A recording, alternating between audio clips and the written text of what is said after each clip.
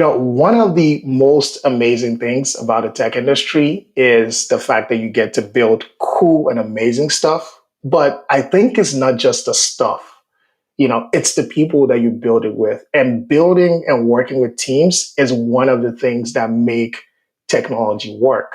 With over 20 years leading development teams, Anjuan has delivered for tech giants and startups alike. He blends corporate discipline with entrepreneurial agility to shape impactful features.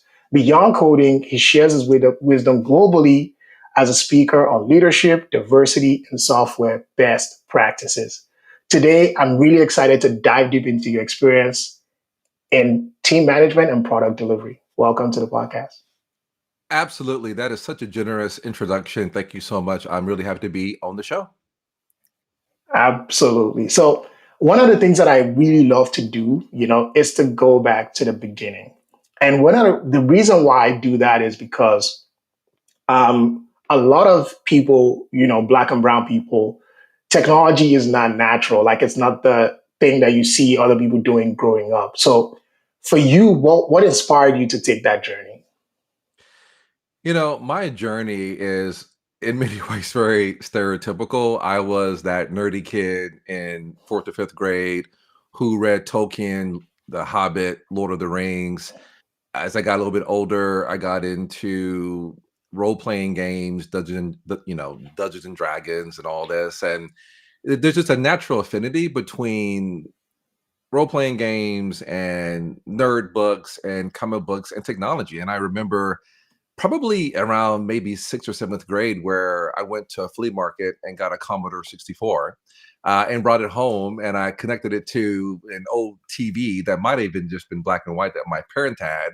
And I just remember loading it up and learning how to work with this computer and a little bit of basic, but mostly learning how to load video games, right? I still remember load star, comma 8, comma 1, which was the command to start games on the Commodore.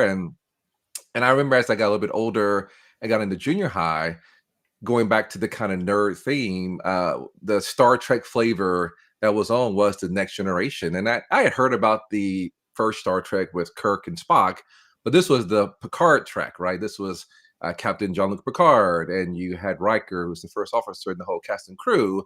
But Geordie LaForge was the engineering lead for the Starship Enterprise during this time, right? He was basically the Scotty of the Next Generation, or TNG. And so you had this black character who was the chief engineer of this starship. And LeVar Burton doesn't get enough, I think, flowers for being such a great example that representation matters. And I think all that really combined to go into why I got interested in technology and software. I studied electrical engineering at UT Austin, and that's where I got my undergrad. And all of that was around, a lot of it was circuit analysis, but then I got into a lot of the computer courses, right? I took data structures in C, and I learned how to start writing code. And then so all of that part of my life, and this is from, basically middle school to college, was that kind of technology thread wound its way. And then I eventually wound up, after I graduated from UT, working at Accenture in their technology practice. And so it started with comic books and role playing games and computers, and it led into the career that I am very lucky to have today. That is so amazing and inspiring. And there's something I wanted to touch upon there, which is I think a few of my guests have talked about it in the past, but now I'm starting to see a connection, right? It's that gamification piece and technology. I, I know it might not necessarily be a straight line, but I think there's something in there that almost inspires, right, to want to do it. It's also interesting that one of the hottest tech companies today also was mainly a gaming company or mostly associated with gaming at the beginning. So bringing that back, how much of a role did that play? And do you see that, and I'm asking that with a lens to, is that something that can even be used to inspire more kids to think about careers in technology? I think gaming has been a part of many people's start in tech. I know that a lot of people got those Tamaguchi little games, and then you could program it, or people on MySpace page would learn very early HTML or maybe a little bit of CSS to learn how to get their page together. That may not be gaming, but it's a similar thing, right? On that Commodore 64, I played Ultima. I eventually got a Commodore 128, which is the bigger and better version of that type of computer.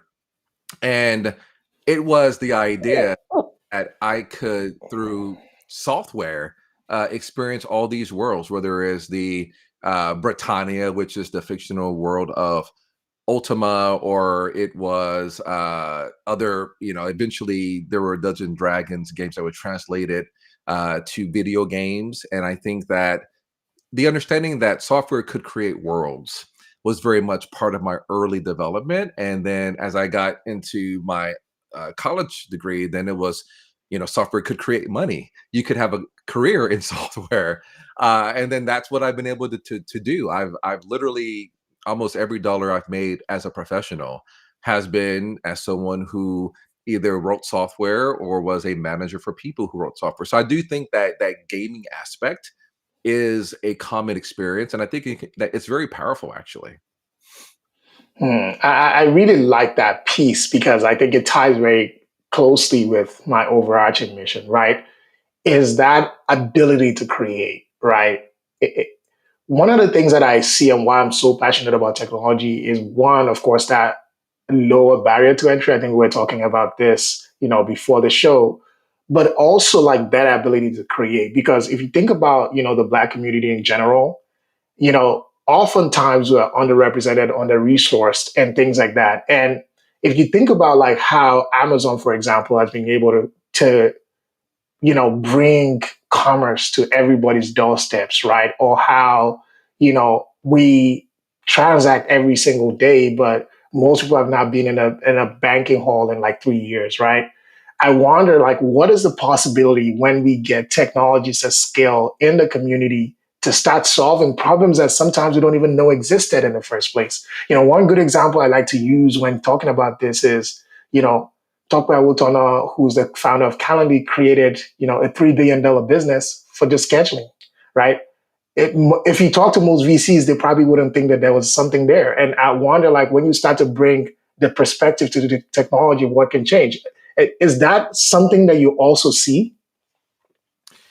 I think that the power of creation, right, that you kind of started with is very much something that all communities can benefit from, but especially the Black community, right? You have, I mean, every code usually begins from just a blank page, right? And you can, and I think the Latin phrase is ex nihilo, right? From nothing, you can create really anything, right? The software that you and I are using right now to communicate and have this show was just an idea in someone's head at some point, and then they got someone to take a blank page, and maybe they started with "Hello World," but they eventually, through iterations, created this. And I think that as a community, and I think it's not hopefully a controversial idea, is that so much creativity is in the Black community, and you see just entire art forms, whether that's jazz, whether that's fashion, whether that's so many things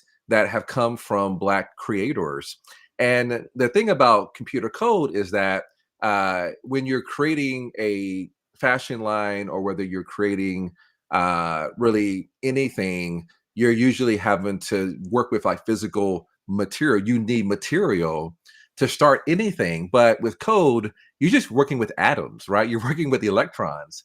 And with the availability of computers, whether that's a Raspberry Pi or even maybe a slightly more powerful computer, you have the opportunity to get a very easy to get asset. It's still, there's still barriers to get there because often you need the computer, then you need the peripherals, then you need internet, but that's becoming easier. And I do think that there's a powerful link between the ability to, create worlds, to create opportunity, and the Black community. And that's something that I've been really passionate about. A big reason, as you mentioned, that I became a speaker is because I wanted to be that face on stage. And maybe it's someone who's walking by the building, or someone who is there because their company sent them. I wanted them to see a face that looked like them. I wanted to be the LeVar Burton, the Geordie LaForge on that stage that is letting people understand you can be here. There is a place for you to be here. And if I can be here, then you can be here as well. Sally Ride, the famous astronaut, is well known for saying, "You cannot be," or the way that she said it, "You can't be what you can't see." And I think that's so powerful. And I'm extremely committed to being a representative because someone represented it for me. And I would encourage everyone to, within whatever identity you have, to get out there, to put yourself out there, to be that face that people can latch on to and say, "I see me in that." Software engineering is like, apparently I was looking through it. It's the most frequent conversation that we've had on the platform. And I think we can't have it enough because, it's also like I don't want to say scariest part of technology, but and I think like having different speakers with different styles, different backgrounds, I think that definitely makes the conversation easier because you hopefully be able to find someone that you can relate to that in that conversation. So yeah, one of the things I wanted to ask, or that I was asking is for someone who wants to start a new career in tech, right, but doesn't come from a traditional background or hasn't gone to a 4-year degree, what is the right way to approach that journey? Yeah, I think that, like I was saying earlier, the benefit is that there are currently multiple roads into technology. I think if you don't have the traditional background, I would say start with going to like a meetup. If you are in any town of any size, ideally you can get on meetup.com, you can get on, um, if you Google meetups near me, I would say get out there, make connections. I think a lot of technology is being involved in the community around tech. And I would say, even if you don't know where to start, like pick something, pick a tech meetup. Maybe there's a group that is studying Python, or there's some Rubyists, or there's people who are maybe learning multiple languages. I think a big part of the experience is getting around other people doing it. So that's where I would start. I would start with putting yourself out there and getting exposed to it. Now, as you do that, you'll begin to understand some of the language, you begin to understand some of the lingo. And don't be afraid of, if the first group is not your group, if it doesn't work for you, go to another group. It's like finding a therapist. You don't have to go with the first therapist that you talk to. So you don't have to go with the first group that you meet up with. I would say that over time, as you get into a groove and you figure out the group that works for you, start to get to know the people there, learn their stories. And then as you begin to get your community together, then you'll be able to begin to understand, where can you start. There are a ton of free resources out there about how to learn how to write code. There's Odin Project. There is Khan Economy. There's so many things that did not even exist like a decade ago. And I think that I would start with really any language. I mean, you have the popular languages like Python. You have Ruby. You have obviously JavaScript, Java itself. And so I would say, don't focus on picking the right language. Focus on learning the language the right way. There's a very popular book series called The Hard Way, like learn Python the hard way, or learn whatever. And I think that those are great books to start with, because you literally have to have hands-on keyboard going through the exercises, and a lot of writing code. It's just developing that kind of muscle memory. So I like the Hard Way series of books, because you start doing that. And then as you do these, read books or take these online training courses and meet other programmers, and it's going to take a while, but you'll begin to figure out, okay, I seem to be more, I feel a kinship more with maybe this language or this framework or these people. And then as you do that, you'll begin to figure out, okay, where can I focus my learning? What direction do I want to go? Maybe you realize that front end engineering, because maybe you encountered on a React or Angular or Vue, and you get into that. Or you're like, you know what? I'm actually more of a backend person, so I like learning more backend languages. So you can get into, PHP or other languages. And so I think that the best way to start is really to start. And I would say go for the ease of access, low cost options, and there are many. And then as you do that, you'll begin to figure out where you want to go. You'll begin to figure out what part of the stack that you kind of feel a kinship with, and then you'll begin to do that. So I think that that's a good way to start. Now we can talk more about what happens after that, but I think that that's a good way to start. I would go for people first, and I'll say like I'm a classical introvert. People don't think that that's true because I get in front of audience of hundreds of people and give talks. But I know I'm very much an introvert, and I'm very much drained by being around people. But I think even if you're an introvert, I think you can find value in getting out there and getting in community. And then as you get into community, you'll begin to figure out what first steps you should take on your journey into software. One of the things that I hear and hear again, I think you've mentioned it again, is like the importance of community and networking and building that. Many people would actually put it as, a step further down the line, but you actually have already put it front and center. For people who don't understand, like, why am I not just going to learn the skill? Why am I wasting my time with people? What's the answer to that? The answer is that there's opportunity in people, right? I mean, humans, we're communal by nature. When you think about like early humanity, I'm talking like before cities and all that, the hunter-gatherer level humans. The people who were off by themselves didn't live very long because you don't have enough know-how, you don't have enough skill, you don't have enough energy to really gather all the things you need to just live. And that's why early cultures are very much communal, and we would gather around the fire, and we would like work together. And I think that there's strength in togetherness. It's the whole better together kind of way of thinking about things. And I think that I'm also speaking because like I think I delayed this way too long, being an introvert and being a bit of a lone wolf. I can figure it out by myself, and I slowed my development by maybe even years by doing this. Now I think I eventually caught up, but yes, that's why I say no. Early on, get with the people who are learning with you. I think that there is a way of feeling like accountable by being around other people, and by people showing up, whether that's every week or once a month, whatever cadence works. That accountability is important because you'll begin to understand that like I don't want to go to the meetup and like not have anything to say, or not do the homework assignment, or not do that. So that accountability is so important. I mean, you can waste so much time trying to like on your own do the stuff. I think that community is so important, and giving you accountability and giving you inspiration and giving you a sense of like I'm going through this not by myself. And I think that there is a sense of momentum that only happens in groups. So that's why I think that, yeah, I would start early with that.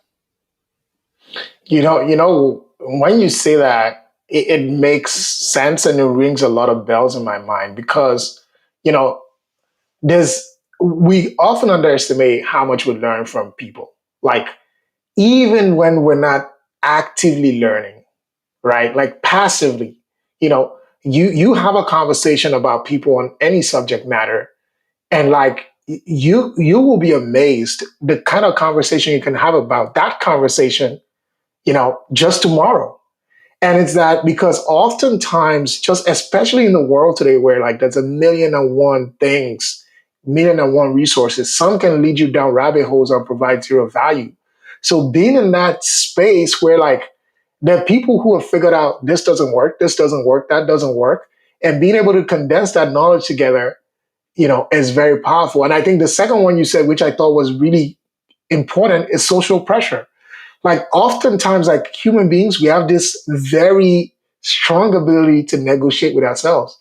We can make failure look like success. Like, oh, it's not that bad. It's not this, it's not that.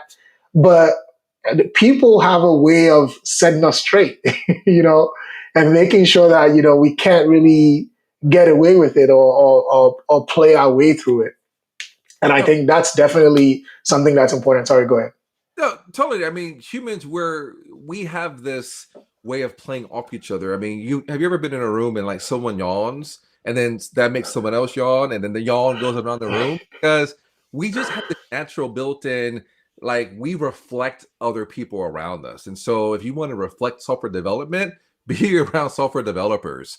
You also touched on mentorship, right? All a mentor is someone who has done the thing that you want to do, and you can only find mentors by being around people. And I think, again, in my career, I was late to understanding the power of mentorship. So I would say, don't tell yourself that, oh, when I learn this language or when I get this stuff done, then I'm going to get out there, I'm going to find mentors. No, start early. Start earlier than that, because one, it may take you a little bit longer than you think, because just like finding a good therapist is probably not on the first try, finding a good mentor is probably not on the first try. But if you find mentors, those are the people who can really accelerate your progress. And they'll be able to say, oh, no, that framework or that technique, yeah, no one does that anymore. Or they'll be able to give you basically the cheat codes for your career, and they'll help accelerate your progress to a degree that is really hard to know without having them. And so that's why I would say lean early into people. I wish that I did that when I started my career back in the 1990s, right? When I was starting out my career in software. Again, I eventually got the memo, but I think people should start really early. Don't underestimate the power of connection. That is so powerful. And that was the last thing that I actually wanted to add, because one of the things that a lot of people have is imposter syndrome. You know, people would say, I'm trying to be a data analyst. I'm trying to be, but, I don't think that Isaac Newton, became a scientist the day that he finally had the revelation or had the big invention. The fact that you're already engaged in it means that you're already that. But I can see why a lot of people will struggle with that, because you're not in a meetup where everybody's calling themselves software engineers. Because if you're there, you're not going to say, I'm trying to be. No, you already are. And I think even building that sense within yourself, because even if somebody gave you an interview today and you really believe in your mind that you're trying to be, do you think you can really do well in that interview? Versus like when you already think, I'm ready now, not I'm going to be in 6 months. And I think that's another thing, is like that sense of identity, because that can then feed into how you learn, how you apply, how you interview, everything else. And that brings me to my next question, which is like, landing a job. But before we get there, is that one of the things that I advise people to do, just like networking, is applying. That in itself is also another curve. I typically would say, you know, let's say you started learning something for like 2 months, start applying then. You might get a job, which is not unlikely, but you most likely won't. But the process of applying to jobs itself is something you have to learn. And if you start that super late, it doesn't work. Is that something that you agree with, or do you think about it differently? I very much agree with that, and here's why. So I've been a hiring manager at GitHub and at many other companies in my work history, and so I've hired engineers, right? I've hired engineers to work at GitHub, and hiring from the standpoint of the person who's on the other side, right? There's so much complexity involved in it, but at the end of the day, you're doing matching, right? You're matching the role to the person who is interviewing, and it's a very accelerated process, because often if you make it to the round where you're talking to me, right, you've gone through the initial screen, you probably passed the technical screen, and now I'm like looking for other things. I have to, in probably about 45 minutes to an hour, have to understand everything about you to make a hiring decision.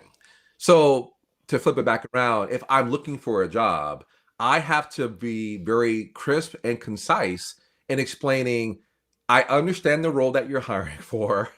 I understand what you're looking for with the responsibilities and all that. And here's how I can meet what you're looking for.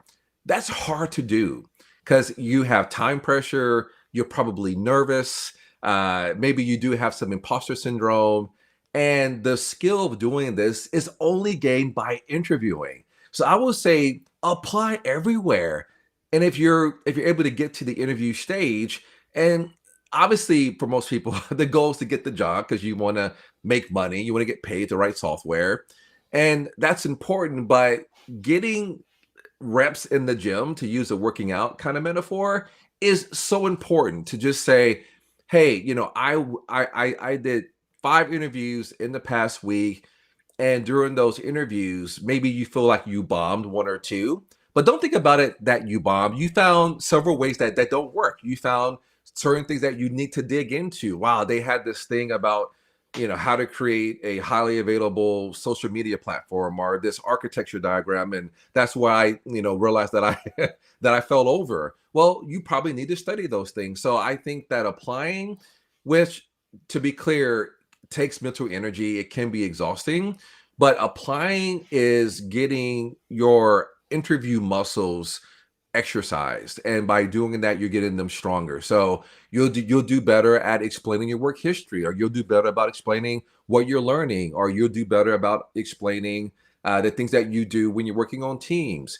And all these are skills that you have to actually practice for them to get better, and they're perishable skills, right? So I've worked at GitHub for a couple of years at this point, and I've worked at other companies, which means that I don't interview every day, or even every week, or even every year.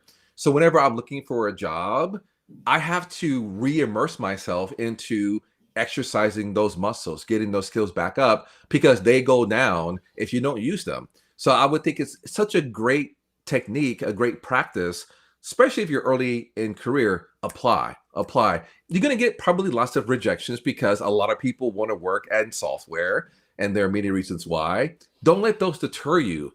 Take the rejections. If you can, try to get feedback on why they didn't want to move forward with you, but keep going, because in many ways, it is a numbers game. And at some point, you'll get an interview and you'll begin to practice the critical skills that you need to develop to go through your career to get a job that works for you. I think as you were answering that question, I almost got a concept in my mind where everything starts out wide, but then starts to narrow down. So, for example, you start from this broad interest of I want to become a software engineer. Then let's say we go the route of community and meetup, right? As you go there, that starts to focus you, right? And as you apply, first of all, I don't think any resume doesn't start out good. But I think the more you look at job descriptions, you start to really notice a theme, right? So you narrow again, right? And then eventually, hopefully, it gets good enough to where you start to get an interview. And then you start broad. You're very green, very rough around the edges. But with almost every rejection, and I think that's the key that I see in the answer that you gave, is that the stakes are very low when you're studying by yourself. But imagine I really want this job at GitHub, right? And I come to you and like the conversation's going well. And oftentimes, like if we really bomb on an answer, we know. So you ask me this question and I don't know it, and I know that that's the reason I don't get that job. For most people, 90% of the time, that question would never be what gets me again. Never. Because it's now the most important question in the world, because it's a question that didn't get me to my dream job. And I think I like the way you said it. Don't frame it as a failure, because now I have learned a lesson that will make me learn a skill in a way that I would never have learned it before. And I'm speaking to this because I have experienced this in an interview before, where it's like, you might get me on any other question, but this one, never again. Exactly. And again, I do want to cop to privilege, and it's much easier to do this if you already have a job or if you're single, and it gets way harder if you are a single parent of three. And so I do want to say that, and I bring that up because I very much lean into what I'm saying, but I also want to just give recognition to the person who may be watching this, be like, wait a minute, I'm working 3 part-time jobs, and going to night school. So I do want to say that what I'm saying does require privilege, and I want to be very clear on that. And I'm hoping our industry finds ways to support everyone, because I know that not everyone has the luxury of being kind of always interviewing, even though it's practical and it's very powerful. But I do want to say that. Great. Yeah. Yeah. Absolutely. And one of the things that I wanted to then kind of like flip back to the beginning a little bit is that what was I know it's such a long time ago now, but what was the experience like getting your first job? And maybe if not that, like what was the most challenging, job search experience or like interviewing experience that you've had, and how did you navigate that? Yeah, I think I'll go with the first job. So Anderson Consulting, which is Accenture now, right? They changed their name. Like, wow, I actually worked there. There's a bit of a story behind that. Was my first job after undergrad, and I remember my first day. There's a building in downtown Houston called Pennzoil Place, and kind of gothic looking building, right? And I remember parking in the garage and walking through the lobby and going up to the floor and just feeling the sense of being overwhelmed, right? I had really worked hard for the job. Uh, Anderson Consulting was a very well-known name at the time. It still is, but so I felt like I felt successful, but so much just like I felt almost overwhelmed because it was like, okay, it's my first day. I don't want to make any mistakes. What are you asking me to do? I don't want to say something wrong or make some weird thing. I'm like practicing my handshake with like the people in the lobby, all these things, and I remember that, and I remember that that's very natural. And if you feel that way, that's very natural to feel that way. And really, like, none of the things that I was concerned about ever happened. None of the things that I felt were gotchas never happened. At the end of the day, that first week, it's just meeting people. There are so many people who are there to help you. There are people from HR. You probably have a hiring buddy or an onboarding buddy, hopefully. And I think that being aware that there's help, being aware that pretty much everyone who is there on that first day wants you to be successful, right? You were selected, which means that they said yes to you and they said no to probably a lot of other people because they want you to be successful. So I think really thinking about that and walking on that is really useful, that pretty much everyone there on that first day, that first week wants you to be successful. So don't be afraid to ask questions. Don't be afraid to even be vulnerable. Don't be afraid to lean into learning because that's really important to do on that first day. So if I could go back to myself, if I could build a time machine, go back to Pennzoil Place in the lobby where I'm shaking the hand of the person who is, at the security desk, and I'm nervous, I would say, "Hey, these people are rooting for you. Lean into the learning, lean into the relationships, enjoy the experience." And that's my advice to anyone else who has and a first day coming up. Don't worry about it. Just lean into it and know that people want you to be successful. In that same spirit, I want to capture something because I think there's a lot of unknowns for people who are breaking into tech. Some people don't like that word. But for people who are transitioning into the industry or want a career in the industry, there's no concrete understanding of what is expected, right? Like, am I gonna be asked to build like an entire application end to end, right? If I'm becoming a software engineer, do they expect me to do this? Do they expect me to do that? As someone who's been there and maybe even seen other people go through that journey, what can you say to make someone who's even starting out this journey, maybe not even anywhere close to that first day experience yet, about what to expect? Because I think what you said about like they're rooting for you, I think that's important, and I think there's more there, right? That can help someone just figure out like as you're coming, you of course you have to come correct, of course you have to bring the skills, of course you have to do all of these things, but maybe this is all the other perspective that you also have to consider and not be too hard on yourself.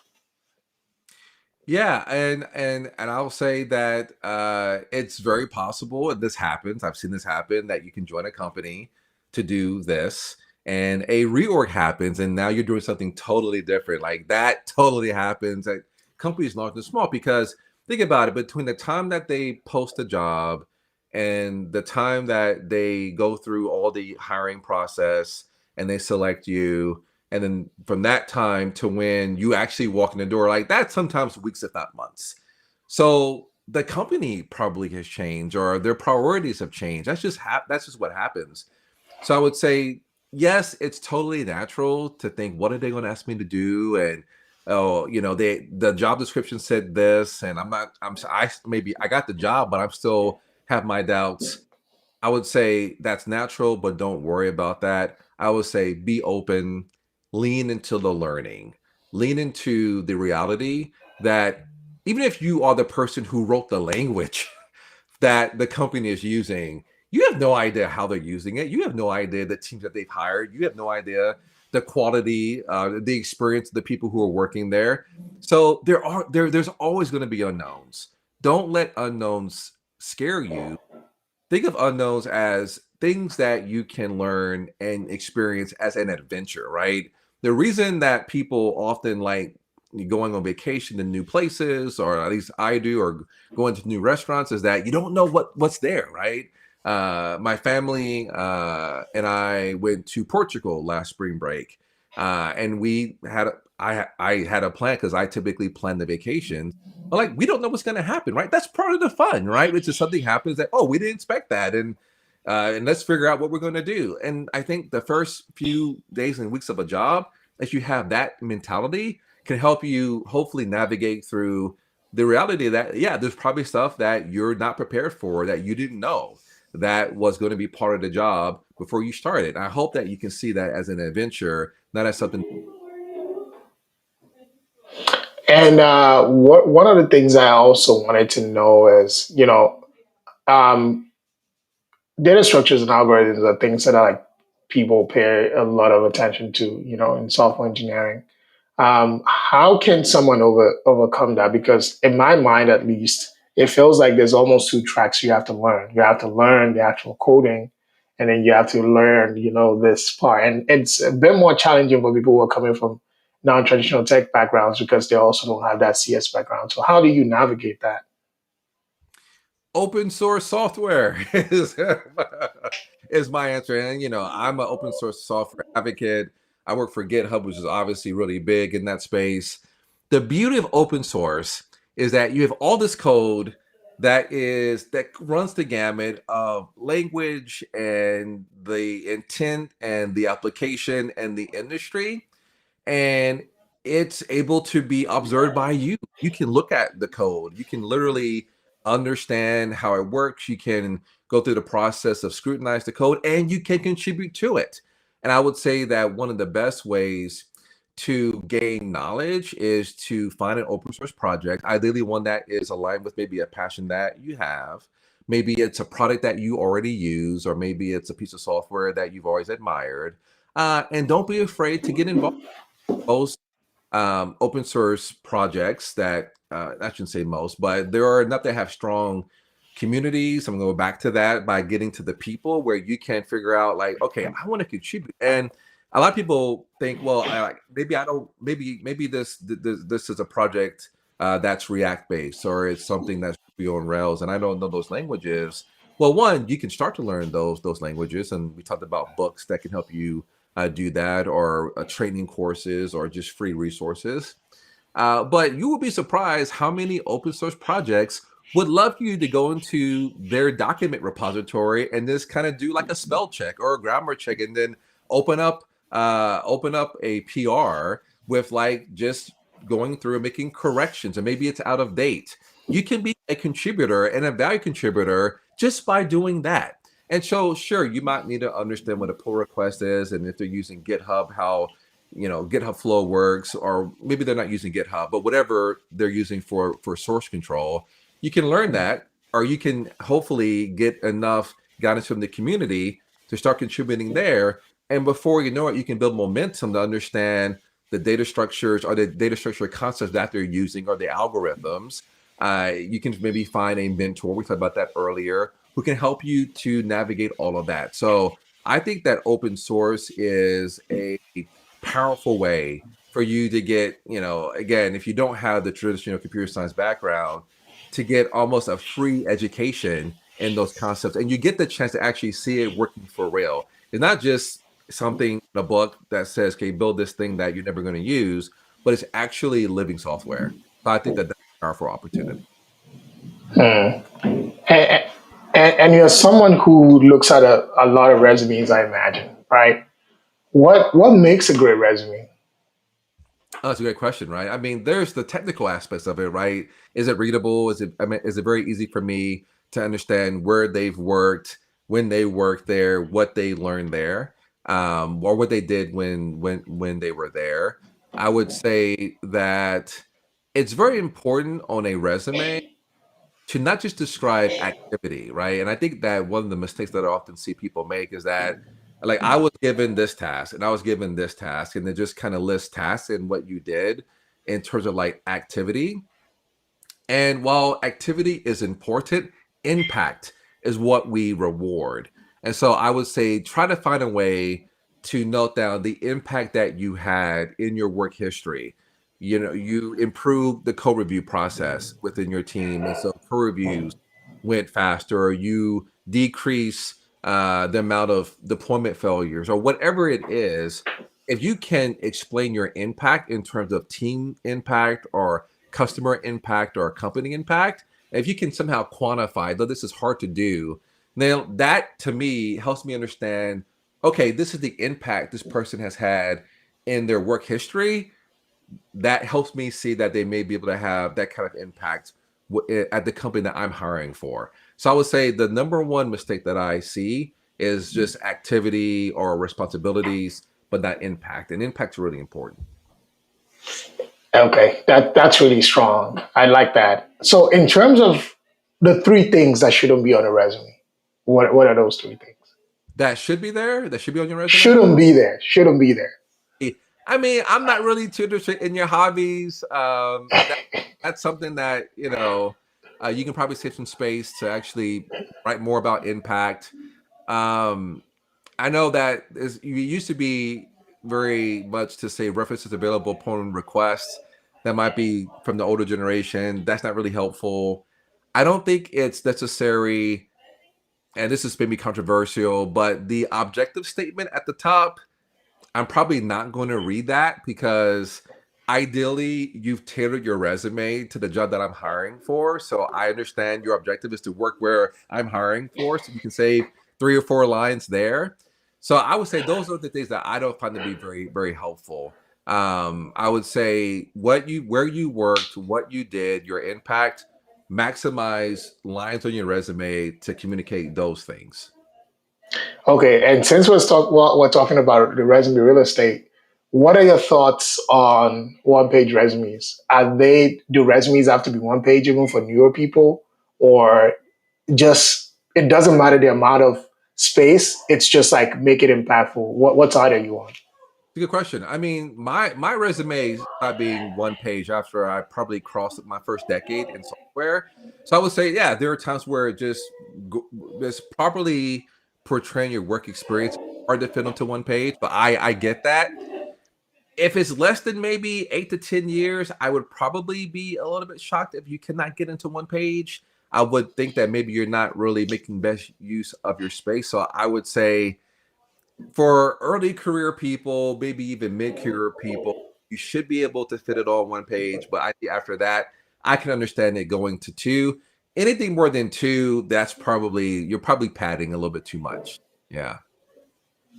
Okay. And in the interview process, right? What are you typically looking for in a software engineer? So it depends, right? It depends on is this a job? Am I hiring an early in career person? Am I hiring a senior engineer? Am I hiring a staff engineer? Right. So there's differences there. It depends on the type of job that I'm hiring for. Am I hiring for someone to work on the platform team? Are they going to work on a product team? So there's different things that depend on different variables. I would say for an early career person, I'm looking for what are the early jobs that you've had, or maybe the early projects, and again, what impact did you have? Are you able to show the ability to respond to some kind of specification and to begin to ship code? Probably at least, and again, some of this hard to see, but what I would roughly say, maybe small to medium sized feature, right? That's maybe that 3 to 5 year mark. For a senior engineer, I'm looking for that, what I just said, probably more complex features. I'm looking for have you operate as a team lead, right? Because typically, as a senior engineer, you're beginning to need to have more team things or team lead experience. So I'm looking for that. If you're going above senior, and the titles may change because the names aren't uniform, what most people call a staff or past staff principal. I'm looking for deep technical domain expertise. I'm looking for ability to architect solutions, even deeper leadership skills. So again, it varies based on the level that I'm hiring for, but that's roughly what I'm looking for technically. Then I'm looking after I understand that, I'm looking for how have you worked on teams?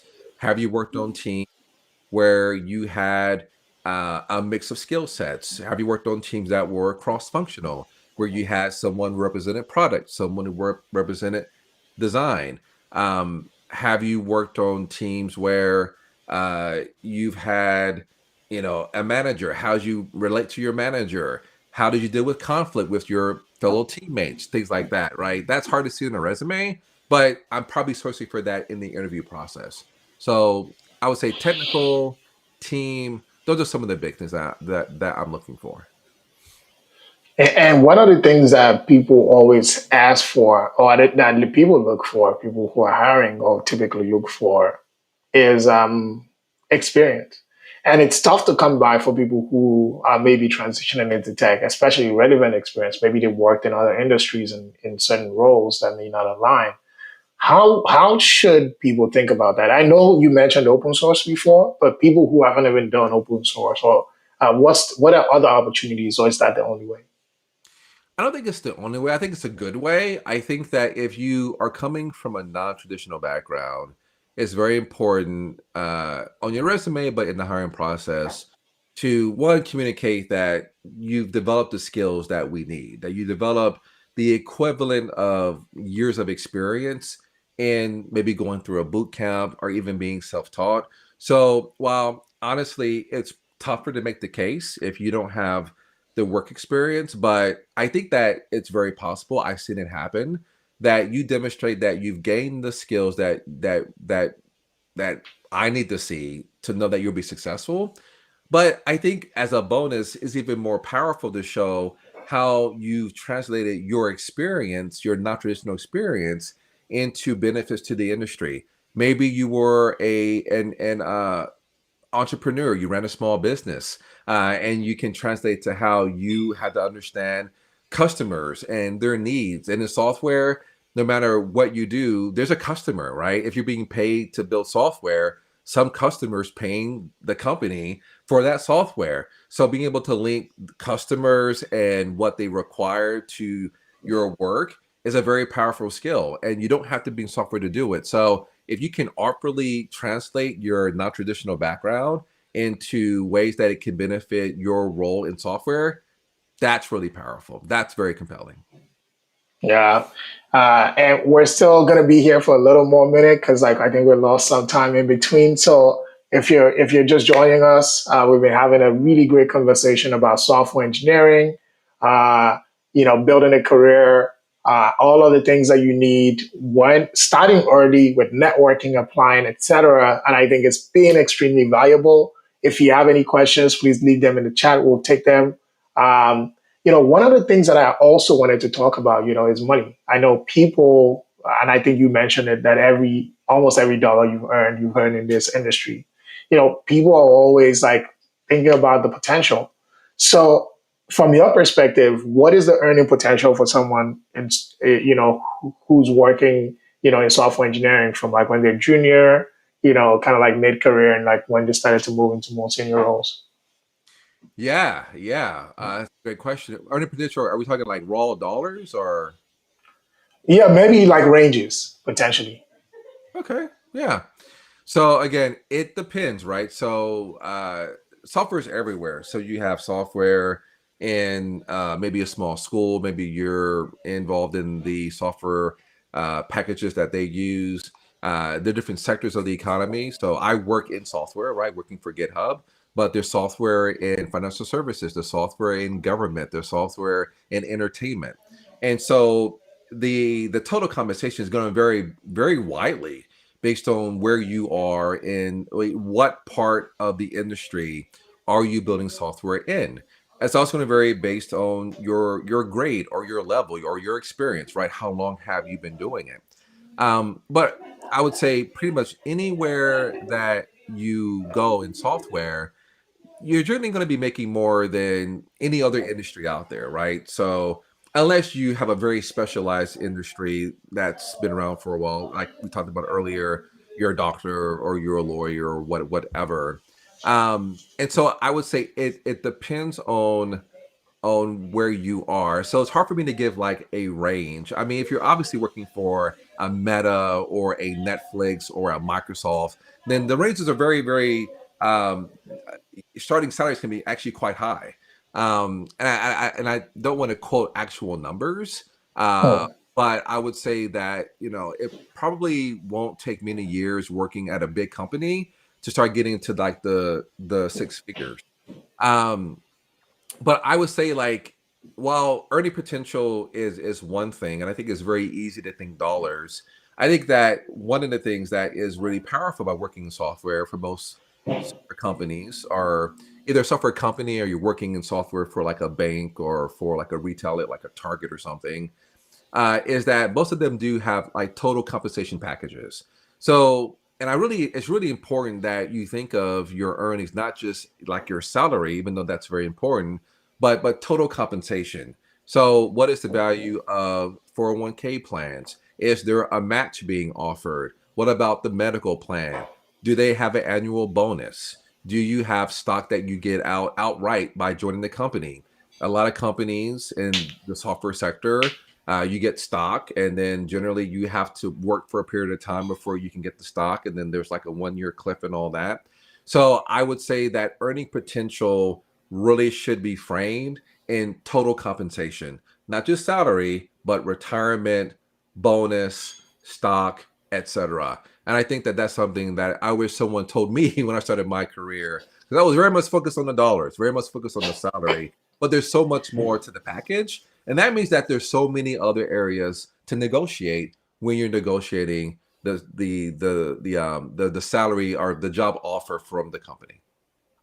That's so powerful because one of my most, I don't want to say viral because I don't know if that's the right word, but that caught a lot of people's attention was something about this, right? Like I shared the same exact thing. One person I know who worked at Meta made over $600,000.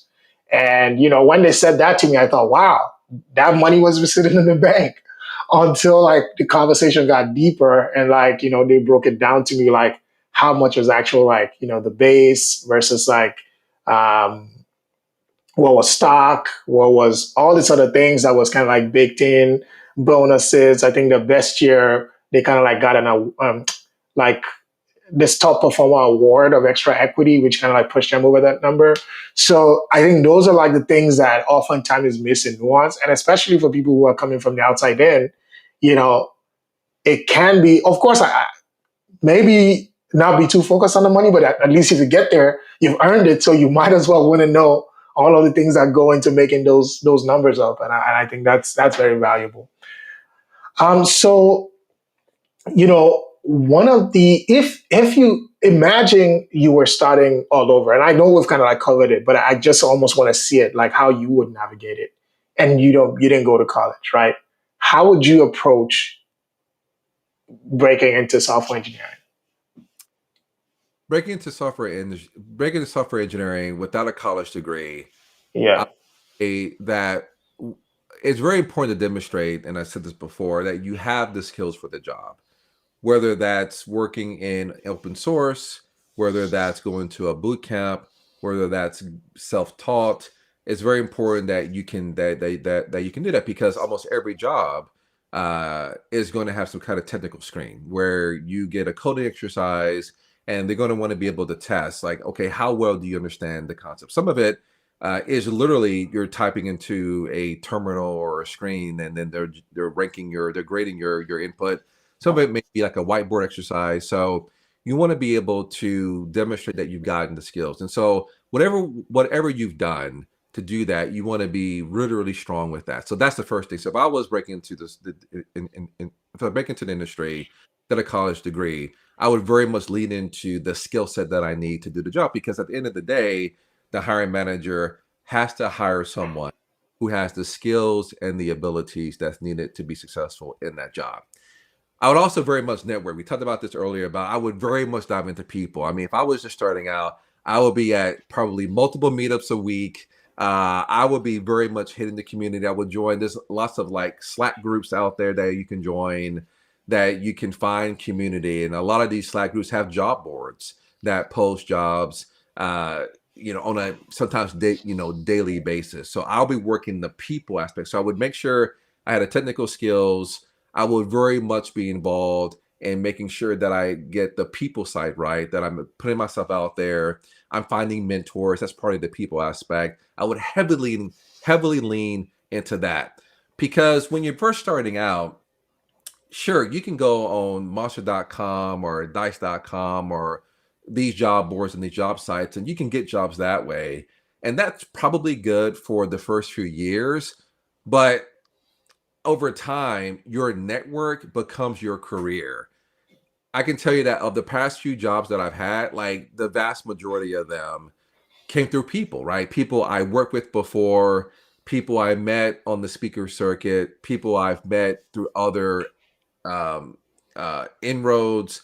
And over time, that is how you get jobs, is that these people may change companies or they go somewhere else, and they can be the way that you can get at least introduced to the hiring process. Now, you're still going to have to demonstrate the skills. You still are probably, and almost 100% going to have to go through the interview loop and show that you can do the job.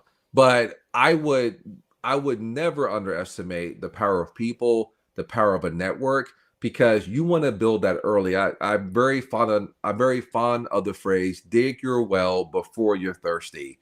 Form those relationships before you need them, because it's easier to lean on those relationships when you've kept them healthy. And I don't mean to be mercenary. Like, okay, I'm going to meet people because they can help me.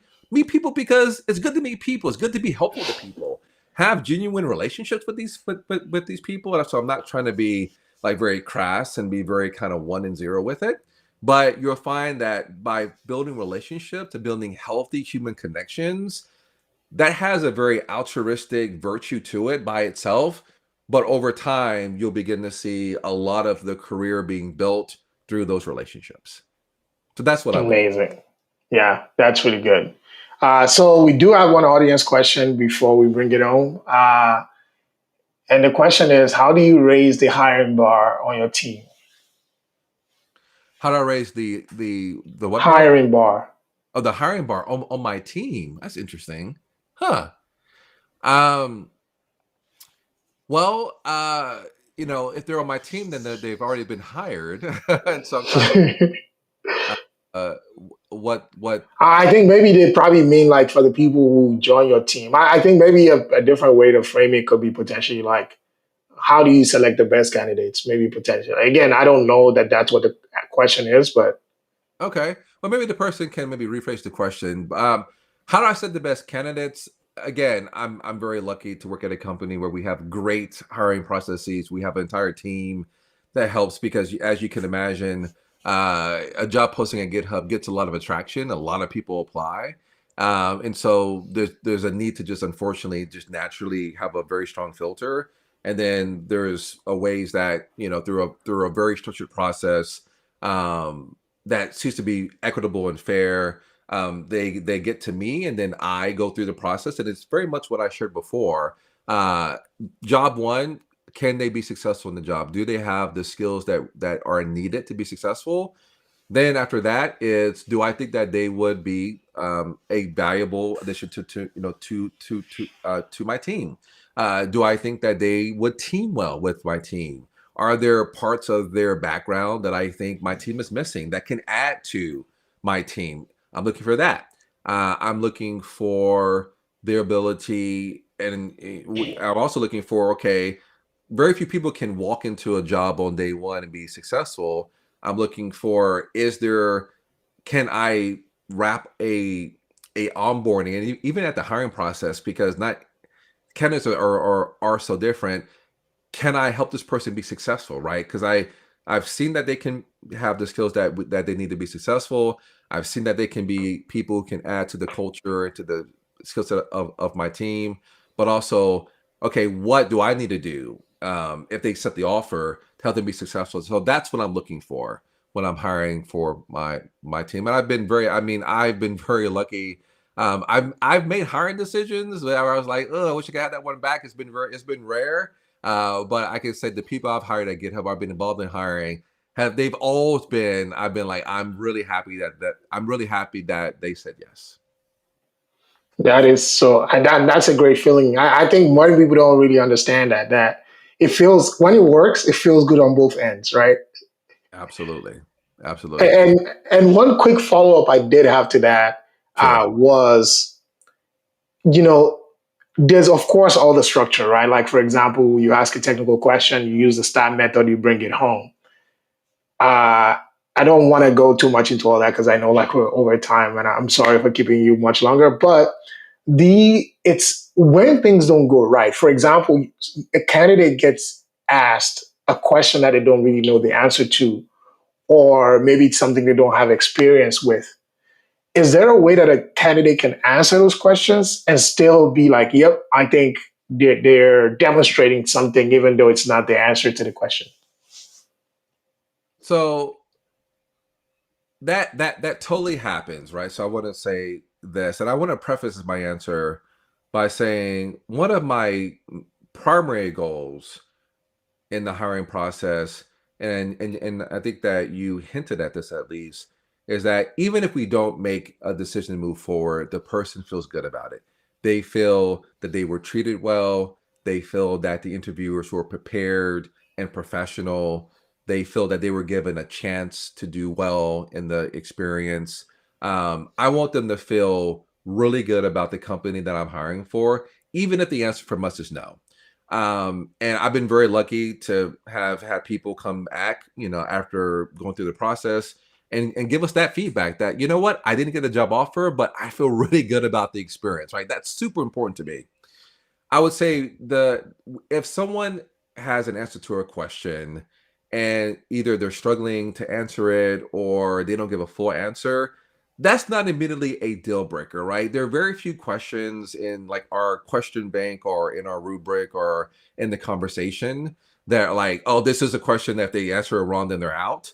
We're asking multiple questions because we want to get a whole view of the candidate, and if someone struggles in one area, but they give an answer where it's like, honestly, that's something that I have not been exposed to, or they're saying, well, I don't have a full view of maybe an answer to the question, but I think that what I can answer is this, and this is what I would do to get a better answer, right? That to me is a good answer. Or maybe they really knocked it out of the park with the other questions that I'm asking them, because like it's not just a checkbox exercise. It's a conversation, right? It's two humans having a conversation about an opportunity.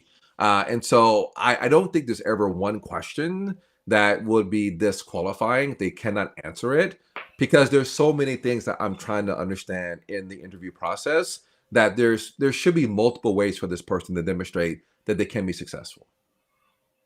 That is really great.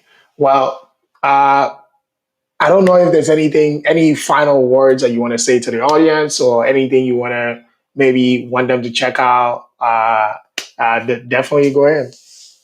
So one, I'm sorry about the connectivity issues. My power went out randomly in my house and all that. So I apologize to you, to my this host, for that. That's never happened to me. That never happened to me before. But what I'll share with the audience is that thank you so much for listening. I hope I shared something that was interesting. You can follow me pretty much anywhere. I'm at Anjuan, at Anjuan, just those 6 letters. Happy to continue this conversation. But as someone that's been in software development for over 25 years, I can say that it's been a very just rewarding experience. Again, not perfect, but I'm really happy that I'm in software. And I would love for you to be part of software as well. If you're concerned that you might not be able to do it, if you have your doubts, that's natural. But I'm really confident that you can make it here if you want to come here. And there are many people who are there to help you get there. I'm happy to be one of them, but I would love for you to find your way, find your journey in software because it's been an amazing one for me. Wow, that's it. That's a really good way to end it. And thank you so much again for coming on. And I'm glad you were able to make it work because again, we would have just brought you right back. But thank you so much. That's been the conversation for tonight. We have another episode of Working in Tech next week where we're bringing a different guest to talk about a different topic. And that's actually a record breaking episode because that's episode 50. We've been doing this for a year. We've been blessed to have amazing people Anjuan tonight and 48 other people before him. So we're definitely looking forward to that one. So definitely look forward to it. Thank you so much for joining tonight. Thank you so much, Anjuan. This has been absolutely amazing, and we look forward to seeing you again. Awesome. Thank you so much. Yeah.